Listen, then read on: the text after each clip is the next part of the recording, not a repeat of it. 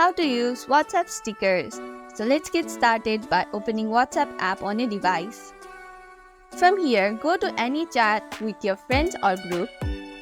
At the bottom, tap the sticker icon, a square-shaped folder at the corner. Here you will be able to see tons of stickers and GIFs. Now scroll down and browse through your sticker packs.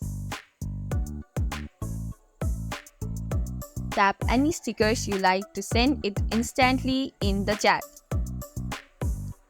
And that's it. You can use the stickers to express emotion or reaction without typing.